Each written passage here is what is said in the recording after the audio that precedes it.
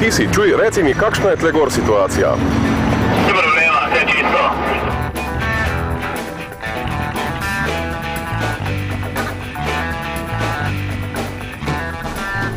Živijo, Sašo. Dan, Boris. Evo, jaz sem razložil zdaj. Mi boš izdal kakšen nalog? Seveda, sem že tukaj gledal. Mi bi še danes naložil. Sicer bo vikend, ampak si boste lahko v Parizu, za Pariz greste. Se boste lahko ogledali malo tele znamenitosti.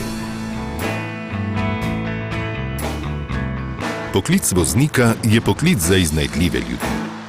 Čar temu poklicu, kljub časovnim omejitvam, ki mu jih nalaga delo, daje občutek svobode.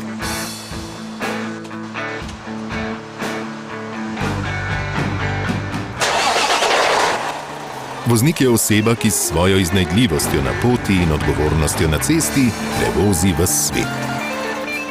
Dober voznik mora biti v dobri psihofizični pripravljenosti. Mora biti prilagodljiv, strpen in iznajdljiv.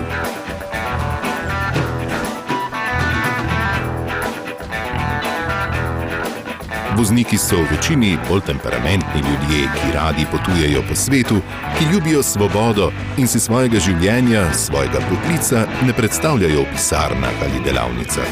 Živijo, jaz sem Boris, voznik kamiona, tovornjaka. To delo opravljam že 17 let. Všeč mi je zelo razgibano. En dan si tukaj, jutri si tam. Za poklic voznik se lahko usposobimo v formalnem šolskem izobraževanju ali v neformalnem z nacionalno poklicno kvalifikacijo. Razlika je v tem, da pri šolskem izobraževanju udeleženci pridobijo stopnjo izobrazbe in lahko nadaljujejo šolanje na višji stopnji.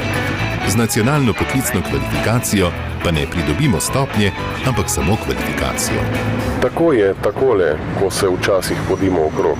Tudi kakšnega srečamo, včasih kakšnega štoparja. Naprimer, enkrat sem dobil 2 vsa sestradana, tako da smo jih malo nahranili. Sta zadnjo pot po celi Evropi sta preštopala. Nazadnje sta pa dobila Slovenca, da jih je pripeljal domov.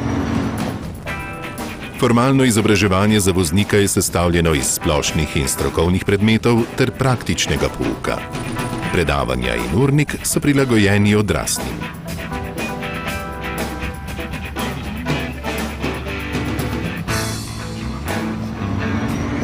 Je kar zanimivo to naše delo, ne? Moraš ga pa delati s srcem, ker drugače pa ni to nič.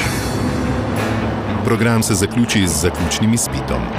Ob uspešnem zaključku si udeleženec izobraževanja pridobi 4. stopnjo izobrazbe in lahko nadaljuje šolanje v programih višje stopnje.